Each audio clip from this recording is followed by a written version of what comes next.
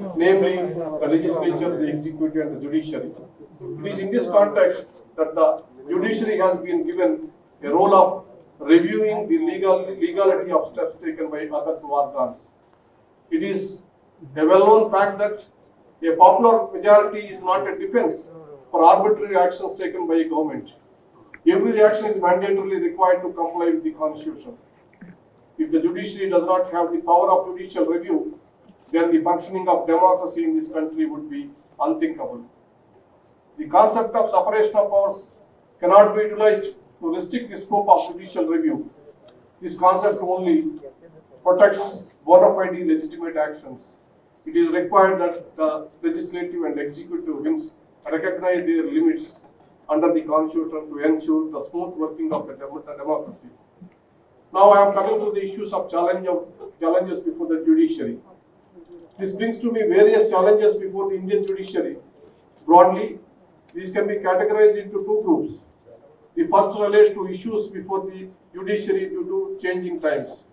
I call these new challenges.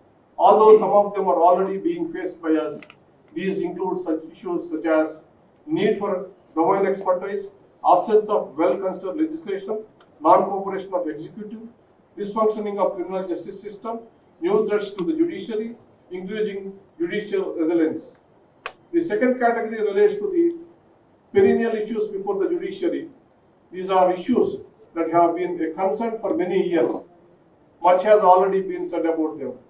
Despite this, I am highlighting these challenges again because they require immediate resolution. I call these challenges persistent challenges. They are improving judicial infrastructure, filling up judicial vacancies, ever-increasing caseload. I will first discuss the new challenges to be faced by the judiciary before giving some of my thoughts on the persistent challenges. Due to the rapid development of science and technology, new types of problems and cases are coming up every day. Take, for example, the internet, sale of illegal material on the dark web, identity theft, fraudulent online transactions, hacking, spread of defamatory content, and hate speech, etc., are all challenges that we must confront. Another example relates to the money laundering or crime funding through virtual currencies. At present, even understanding the mechanisms underlying such an offense might be beyond our judges and the investigators. An additional layer of complexity relates to issue of jurisdiction over the above. Apart from changing dimensions of criminal law, there is also new and complicated civil issues that have arisen due to advances in the science and technology. These are all transforming the legal landscape and require judges and other authorities to have vast technical knowledge.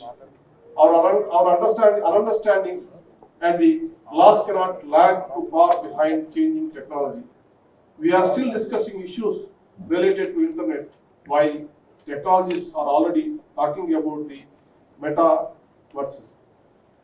An aspect that we need to contend, that is the rise of specialized regulatory tribunals like Competition Commission, Security Tribunal, Electricity Regulatory Commission, and TRAI. The complexities issues involved in adjudicating such cases necessitated the co-opting of technical members in the tribunals.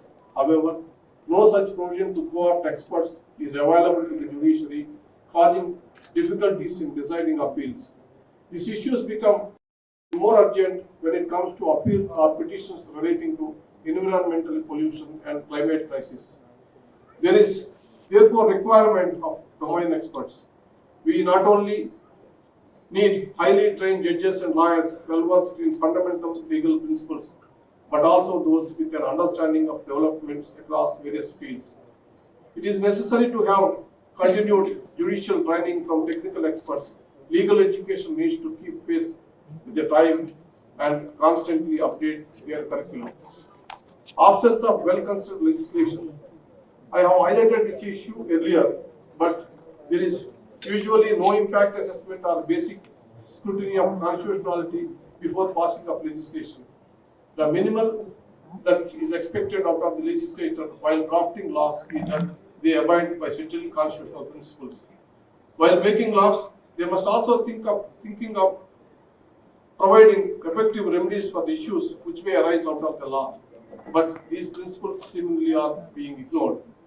A lack of foresight in the legislating can directly result in clogging of courts. For example, the introduction of Bihar Prohibition Act in 2016 resulted in the High Court being clogged with bail applications. Because of this, a simple bail application takes 1 year to be disposed of. Unrefined laws needs to mushrooming of litigation. A proposed law can only be refined through the involvement of all stakeholders and through meaningful debate. Parliament introduced a remarkable mechanism in 1990s to enhance scrutiny of bills, that of standing committees. However, it appears that the legislature has not been able to make optimum use of the committee system. I hope this will change as such scrutiny improves the quality of legislation.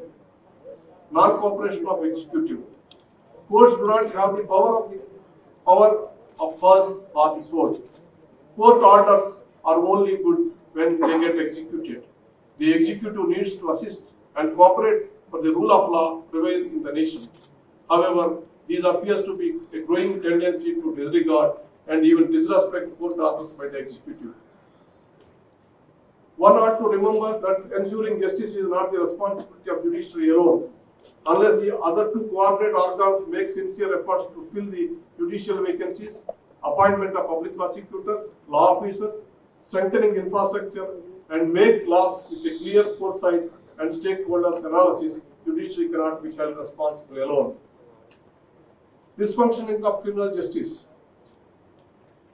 There is a need to liberate the institution of public prosecutors. Total independence must be granted to them and to make them answerable only to the courts. Historically, public prosecutors in India have been under the control of the government. Hence, it is not a surprise they do not act independently. They do nothing to prevent frivolous and non-deserving cases from reaching the courts. Public prosecutors automatically oppose bail applications without independently applying their mind.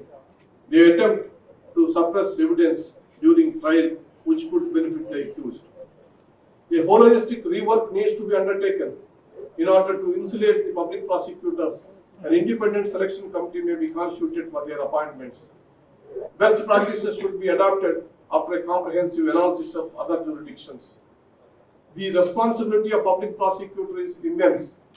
They act as the gatekeepers who ensure that rights of citizens are not sacrificed and that citizens are not harassed through malicious prosecutions.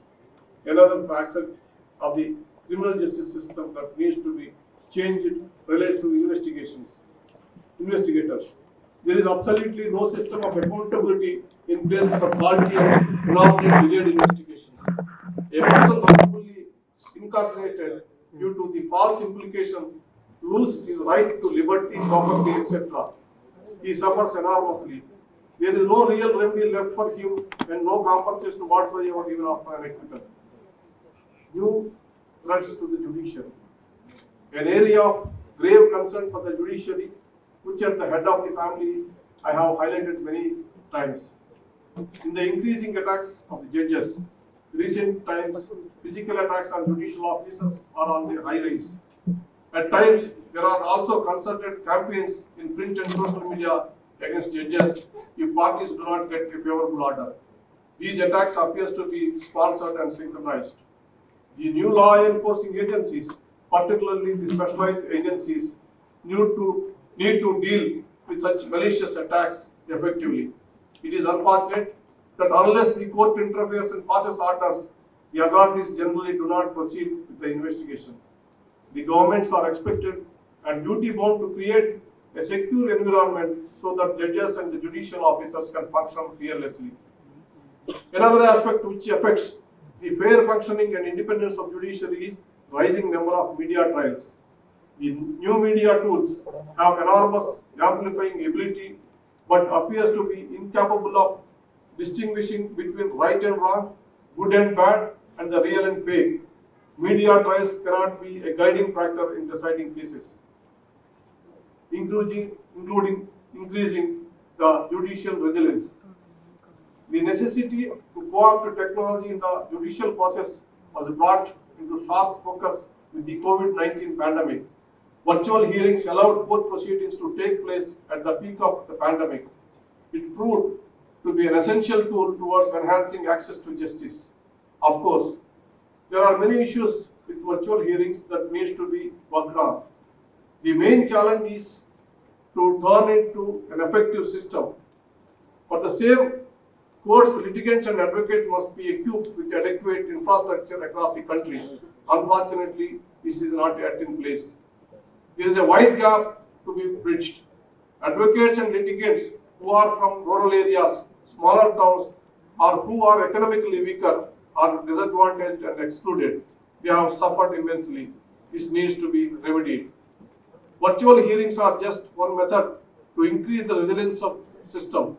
However, this endeavor still needs much introspection and we need to develop tailor-made platforms to meet the specialized needs of the judiciary. Now I am coming back to the persistent challenges, that is improving judicial infrastructure. I now come to some of the issues which we are facing. The current state of judicial infrastructure is terrible to say the least. It does not even meet the requirements of already existing judicial officers.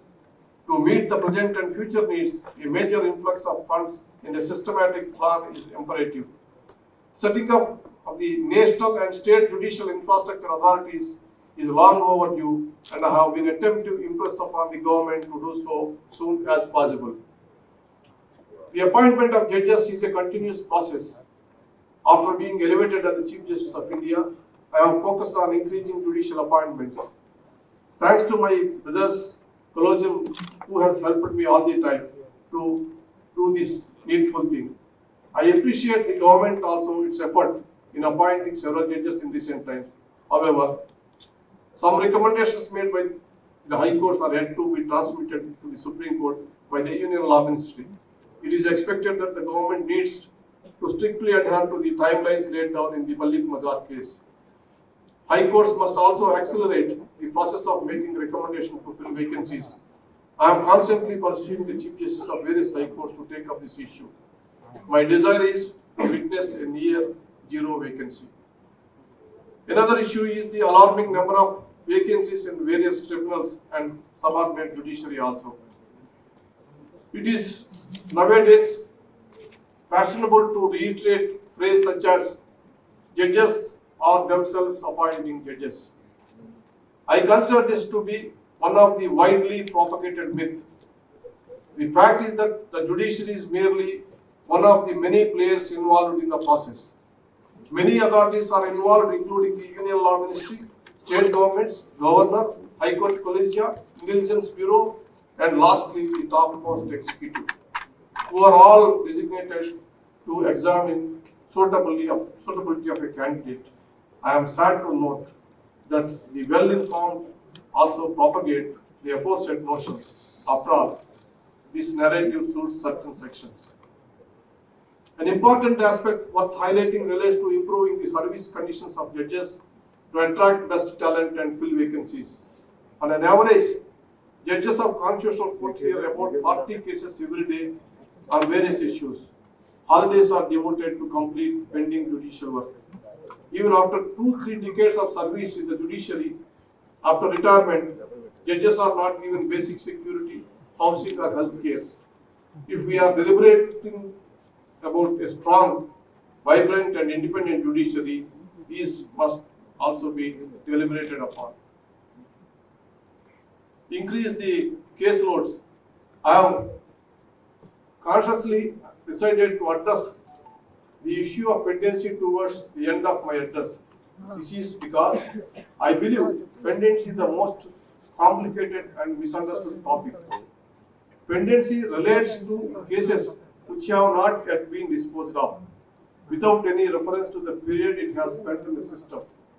Delay relates to cases which have been in the system for a period longer than what is generally required. Every delay is not an arrear. Some delays might be due to valid reasons, unwarranted delays or arrears. Backlog refers to a situation where the number of cases instituted in a period is more than the number of cases that were disposed of. Tackling judicial delay refers to reduction of arrears and backlogs. Recent studies that 4 crore 60 lakhs cases pending before the Indian courts. By itself, this number is not a very useful indicator. Further, the population of India, which is nearly 1.4 billion, and the judge to population ratio of 21 judges per million must be kept in mind.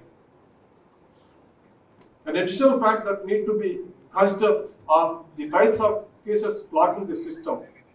A 2017 study by the Department of Justice indicates that the government litigation constitutes 46% total litigation.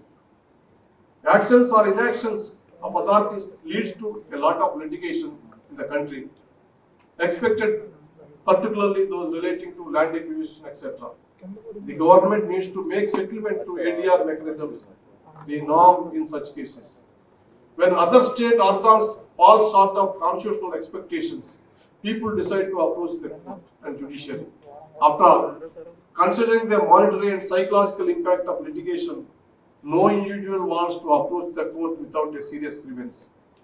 Therefore, attributing this issue only to the judiciary is only viewing one side of the coin. To resolve this challenge, we need to view a larger picture.